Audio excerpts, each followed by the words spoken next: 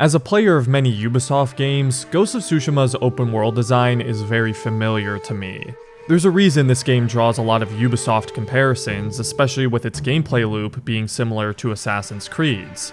It's dense with some repetitive content like outposts, dynamic encounters, and various minigames, along with a long journal full of side quests. All things Ubisoft open worlds are known to be full of. I'd actually say this repetition within the world is Ghost of Tsushima's biggest flaw as a video game, and it was good to hear that Sucker Punch was well aware of this critique and aims to address it in Ghost of Yotei. But even with those flaws, I still find Tsushima's open world to be refreshing compared to the typical repetitive Ubisoft open world formula for numerous reasons. For one, Tsushima has some of the best looking art direction I've seen in an open world. And to clarify, I'm not talking about graphics or level of detail. It's been surpassed in that regard by some games since, and even some that came out before it, like Red Dead 2. I'm talking about how the game uses texture, color, lighting, foliage, and particles to give the game this realistic but richly stylized aesthetic. It's never a game you'll get tired of looking at or taking pictures of, that's for sure. Second, exploring Tsushima is a lot more organic and natural compared to your generic open world, because of its minimal UI and reliance on diegetic elements to communicate to the player where quests and content is located. And thirdly, a lot of the side content, not all, but a lot, within the game serves a purpose. It's not mere filler. Whether it's having you slow down for those zen-like moments, enriching your connection to the nature and serenity of the island, fleshing out the world building and characters, or telling its own compelling anthology of stories outside of Jin to give you a bigger sense of how the invasion of Tsushima is affecting others around the island. The experience as a whole is better off with the side content being experienced than not, unlike a lot of bloated open world games that are full of tedious, mindless tasks that are there just for the sake of it and to fill up time. Ghost of Tsushima's open world design is familiar, but it does some very refreshing things in a pretty tired formula, and it's one of the reasons the game initially resonated with me so much, and I want to further dissect why that is.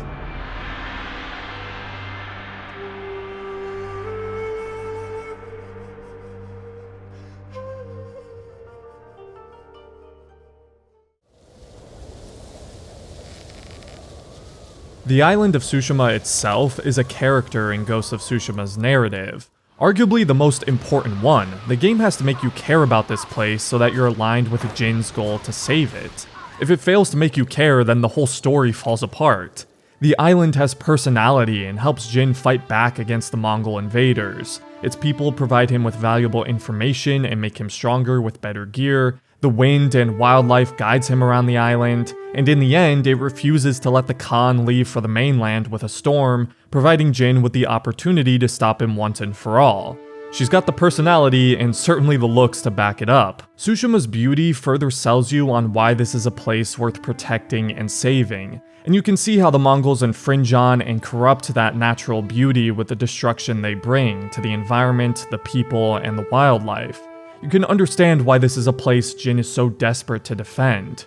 Ghost of Tsushima remains one of the best looking games I've ever played, not because of the sharpness and detail in its graphics, but it's in the art direction where it really stands above most recent games. It has a realistic yet highly stylized visual aesthetic that almost has this painting-esque quality to it, a style that was inspired by Breath of the Wild and Hasui Kawase's paintings.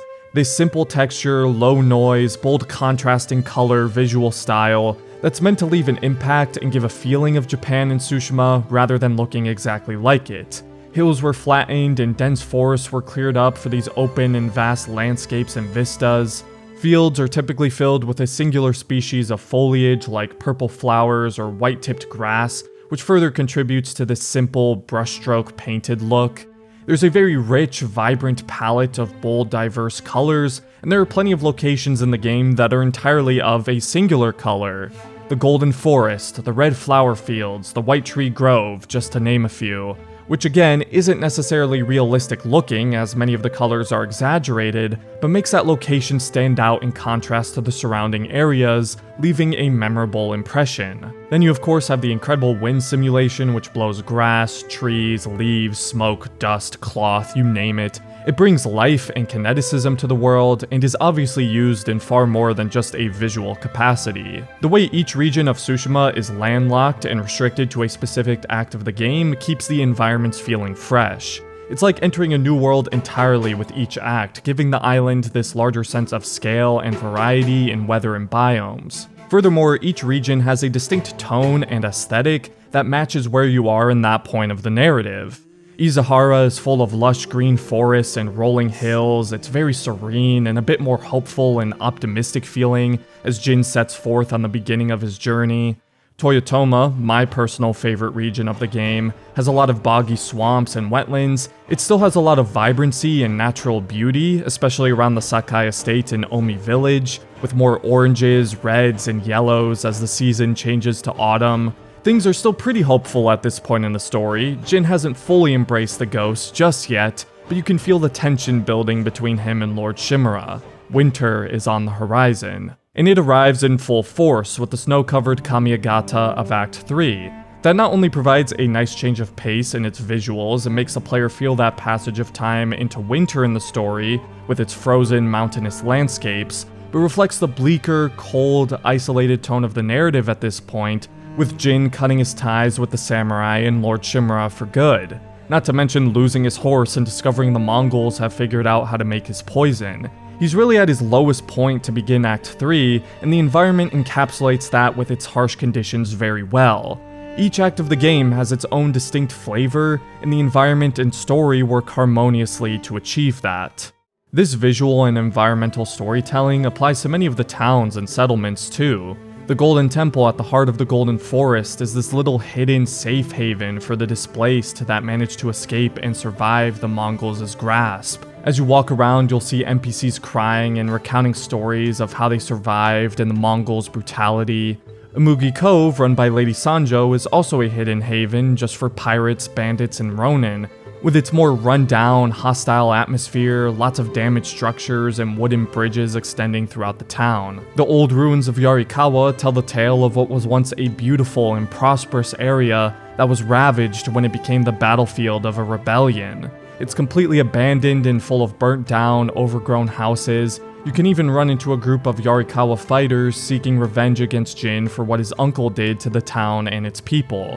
These locations are all very lived in and rich with history and context you can assume from the environment itself. I'd also like to give a quick shout out to this game's ambient sound design. The wind howling, deer, foxes, and birds chirping, the waves crashing near the shore, and the calming ambient music. It's very zen and almost therapeutic. I do something in Ghost of Tsushima I rarely find myself doing in open world games, and that's just simply slowing down and walking, absorbing the environment for the sake of it.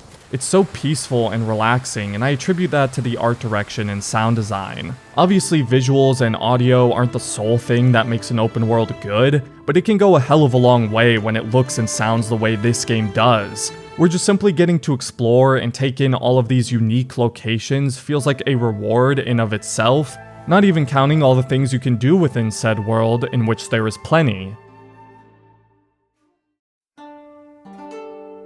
Where Ghost of Tsushima really distinguishes itself from your generic open world is in the exploration of said world. There's a heavy emphasis on diegetic game design, where it uses in-world visual and audio cues to communicate to the player where to go and where content is located. This enables the game to have a very minimal HUD and allow players to further immerse themselves in Tsushima by using their own eyes and ears for context clues to explore rather than relying on UI. The most famous example of this being, of course, the Guiding Wind. Most standard open world games use a compass or minimap, which is fine for most games. It's popular for a reason, but it can be distracting and encourage players to consistently stare at it rather than paying attention and naturally taking in the world they're exploring. It can also be very overwhelming when you see dozens of icons pulling you in all different directions at all times. In fact, Ghost of Tsushima originally had a compass and even a Breath of the Wild style orienteering mode with a minimap before they came up with the Guiding Wind in development to solve this exact issue. It's using a natural part of the world to guide you. The wind doesn't exactly tell you where to go, it gives you the general direction you need to head in, but you still need to be aware and paying attention to your surroundings to avoid or move through any obstacles, like a mountain or river. The wind is terrain aware as it can funnel down paths and up and down cliffs, but it won't guide you around them. It'll only point you in the direction of whatever you marked. You can't simply disengage and blindly follow a waypoint, or set some sort of auto-follow like in the new Assassin's Creeds, for example, that incentivizes players to just do nothing and zone out until the game takes them to their objective, completely discouraging natural exploration. The wind also has a lot of thematic significance to Ghosts of Tsushima. It fits perfectly. Wind simulation was already such a point of emphasis for Sucker Punch even before they decided to make it into a form of wayfinding because of the films the game is inspired by. In Kurosawa films, there's lots of wind and movement in every frame, bringing energy to the scenes, and the idea to use it as a wayfinder comes from the opening scene of Yojimbo, another Kurosawa film, where a samurai tosses a stick in the air and decides to head in the direction it points.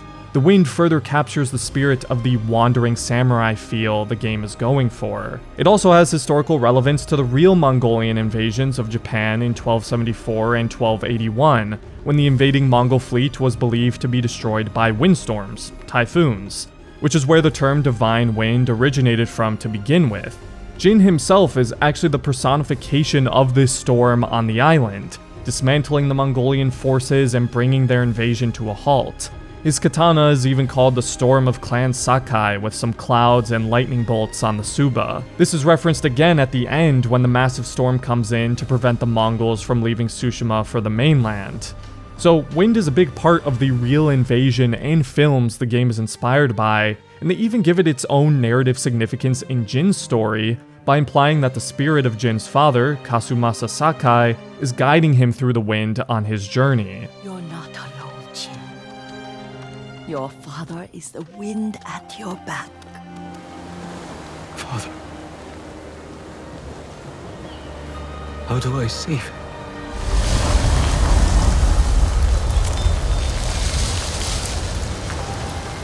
Something that actually makes a lot of sense, because there's this implication that Kasumasa would have supported his son's actions as the ghost. Yuriko cited that he often quarreled with Lord Shimura over his rigid code of honor, and was no stranger to using creatively brutal tactics himself. And as we see expanded on in the Iki Island DLC, we learn he had his own alternate identity and legend as the Butcher of Iki.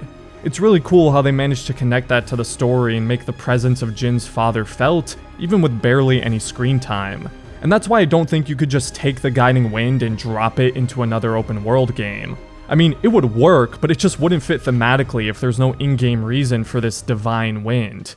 Even without the Guiding Wind though, there are numerous ways to discover content in the world without having to go to the map or see a marker pop up on a compass or mini-map like most open world games.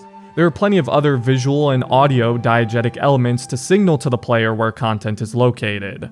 For starters, when you're within 150 meters of mini-content, side quests, or lootable cosmetics, a gold bird will appear to guide you to it. It'll even make a distinct chirp to let you know it's there, just in case you don't see it. Another very immersive and smart way to guide players, and really fits with this connection to nature the game pushes for. Again, it's like the island itself is helping out Jin and guiding him. And of course, it's not just gold birds. You can hear Mongol chanting when a patrol is nearby.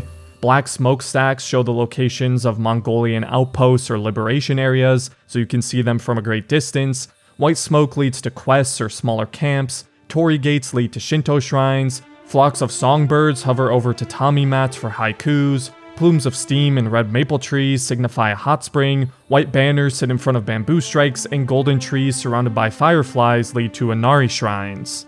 All of these contrast against the rest of the world to subtly inform you of where points of interest are by just looking around and listening. No need to stare at a compass or constantly go into the map screen. All it requires of you is that you stay actively engaged in the world you're exploring, which is pretty easy to do when Sucker Punch has designed the content density of the world in a way that you'll be drawn to some form of point of interest every 30 seconds.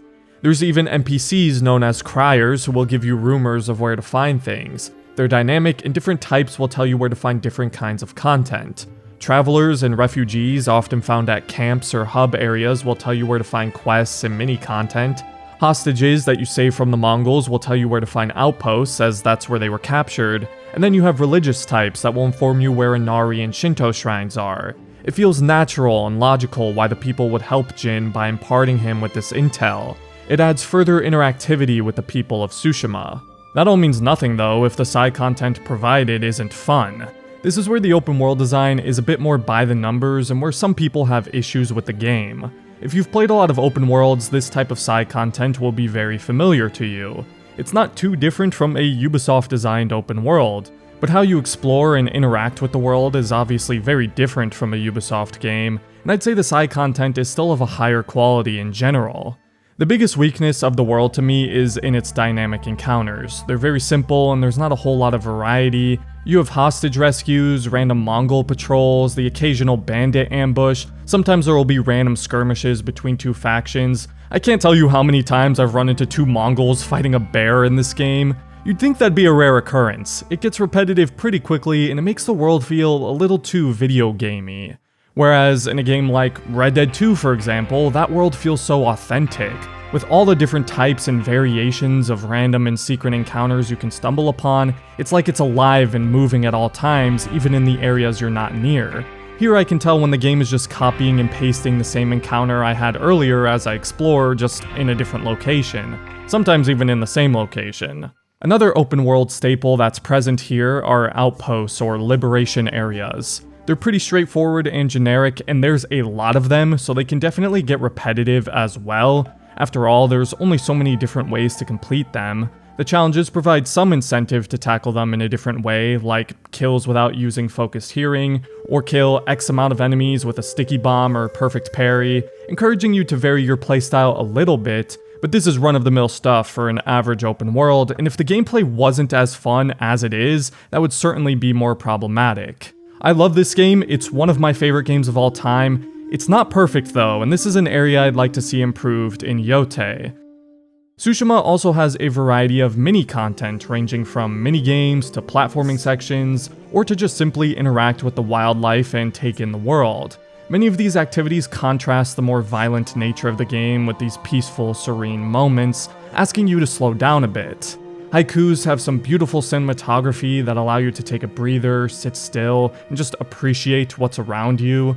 Inari shrines are very straightforward and don't have much gameplay to them, but they further support that connection to nature and the wildlife of Tsushima by following and petting the adorable foxes. This really makes me wish foxes would let me pet them in real life. Believe me, I tried. Hot springs allow Jin and the player some quiet reflection where we get to hear his inner monologue and learn a little more about him, from the big stuff like what he remembers about his parents or his friends that died on Komoda Beach, to small stupid things like what kind of food he wishes he was eating. I like stuff like that. It lets us relate to Jin and gives us a better understanding of who he is. It's always nice when small activities like this can help flesh out the story and characters. This is something they took further in the Iki Island DLC, where Jin speaks about and recalls memories of his mother at animal sanctuaries, whom we know very little about from the base game, and then actual playable flashbacks with a young Jin and his father shortly before he died. Then you have things completely unrelated to the serenity of the world or the story, but are just very fun in their own right. The Bamboo Strike is a very simple but addicting minigame, putting your memory and input speed to the test. The Shinto shrines offer platforming puzzles. This game doesn't have the most advanced platforming mechanics or design. It's very simple, it's no Sly Cooper, but the core movement feels so smooth and responsive, and the physics-based grappling hook is so fun to swing around with that these sections are still very enjoyable. Especially as you progress through the different regions of Tsushima and the level design becomes increasingly challenging and complex. When you reach Toyotoma, you get to duel different Straw Hat Ronin around the area. The duels are always fun, being so fluid and frenetic with some beautiful backdrops. It's probably the best expression of samurai cinema in the game. You'll always feel motivated to do all of these activities as well because they're strongly incentivized with rewards, be it gameplay or cosmetic related. Inari shrines give you extra charm slots and an upgradable charm that increases your health and damage. Hot springs increase health, bamboo strikes increase resolve, haikus give you headbands, and Shinto shrines give you gold charms. It always feels worthwhile to seek these activities out or stop whenever you come across one, a feeling you always want from side content. There's nothing worse than an open world with tons of stuff that you don't feel motivated to do whatsoever. These activities are short, sweet, and often well worth it, while Tsushima's side quests provide some more substance.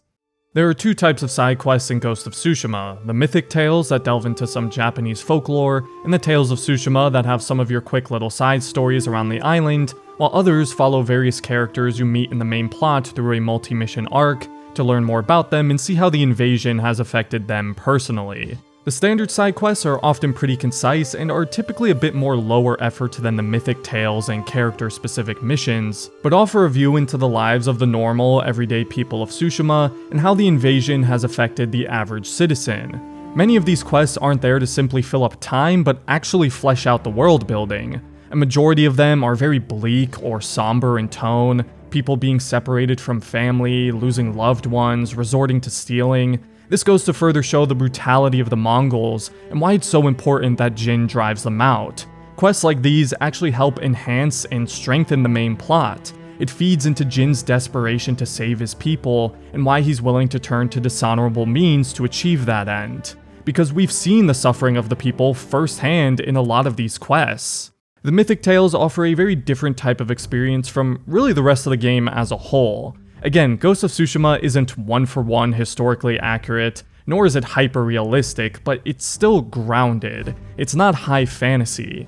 These mythic tales are the closest it gets, and they very easily could have gone overboard with the supernatural elements and it would have felt completely at odds with the type of game this is trying to be, but they keep it just reserved and ambiguous enough that it's still believable in this world and cohesive with the tone of the rest of the game. And some of these tales are real Japanese folklore that people in Tsushima would have believed. They're also just really fun, from the storytelling itself with the excellent narration and art style of the cutscenes, to some of the unique missions like having to climb Mount Jogaku, moving from campfire to campfire without freezing to death.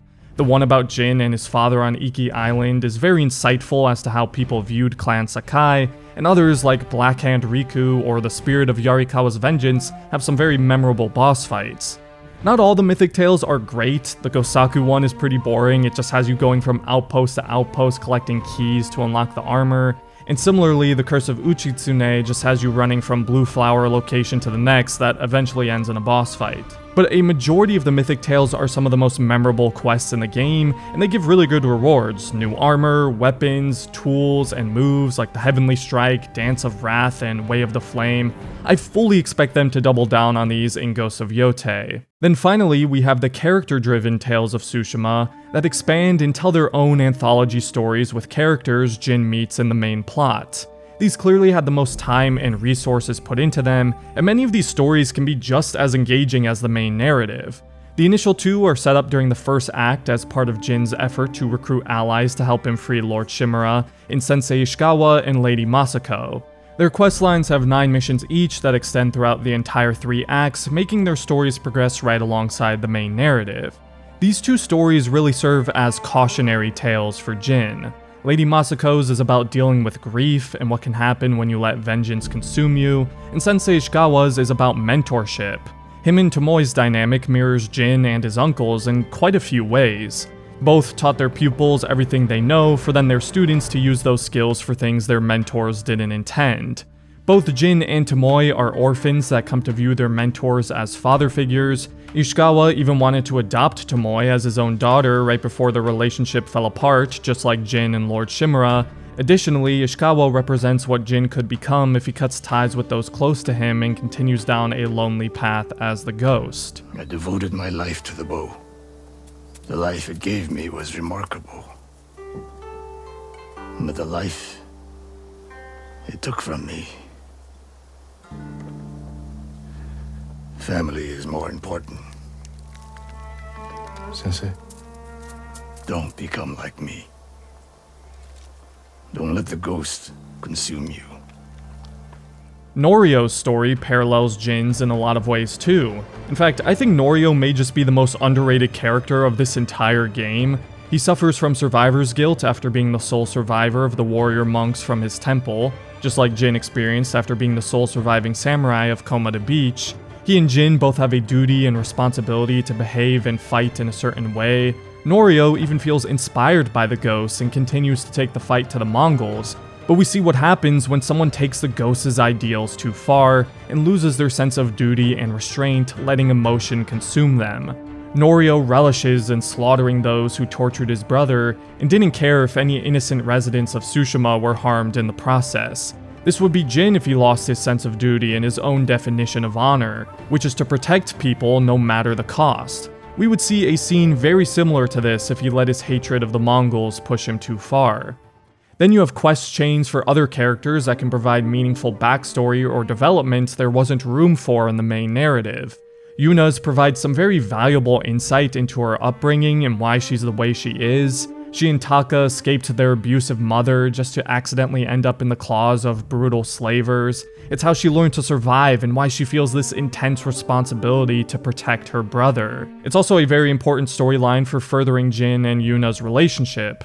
This is one of the first quests where you really get to see Jin apply some brutal methods to spread fear and intimidation, by beheading the Mamushi brothers and displaying their heads on a pike to send a message. You get to see how far he's willing to go for Yuna. Lord Shimura would certainly not approve. Yuriko's tale is so beautifully written and lets us learn more about Jin's parents, his childhood, and just lets us see him in a very different light. Jin's very soft-spoken and caring with Yuriko. It's a dynamic unlike any other he has in the game. She's basically his surrogate mother, and we don't get to see this side of Jin with any of the other characters. Even Kenji gets his own little arc as he learns that he can put his swindling tactics to good use and be of service to the island and people of Tsushima during the invasion. It's kind of crazy to think there are some people who play through the game and never do these quests since they're not mandatory, but they add so much flesh to the bones of the main narrative and tell some very compelling stories in their own right. Again, a lot of these side quests aren't there to simply fill up time and give you busy work like some open world games do. They serve a purpose in either world building and fleshing out the invasion, or doing the same for some of the secondary characters of the main story. And when you have such compelling side content that enriches the overall experience of the game, you're going to want to seek it out within the world.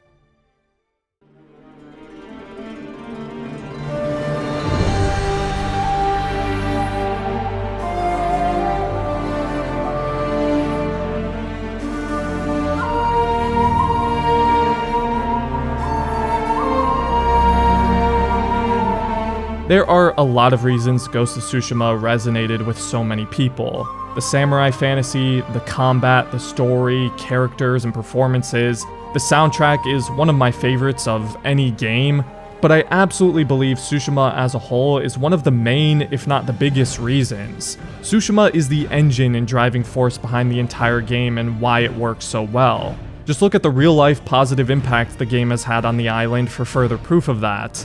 It's not a perfect open world, and there are definitely some issues I'm looking forward to seeing how Ghost of Yotei addresses, but it's still one of the most memorable and impactful worlds I've experienced in recent years, and when the market is just so oversaturated with a lot of these cookie-cutter, boring open worlds, it's one of those games that reminds me why I love open worlds to begin with.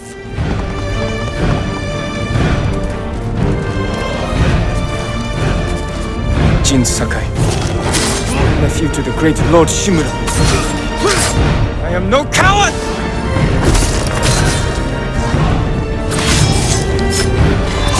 I trained you to fight with honor. Honor died on the beach. I am not your son. I am the ghost.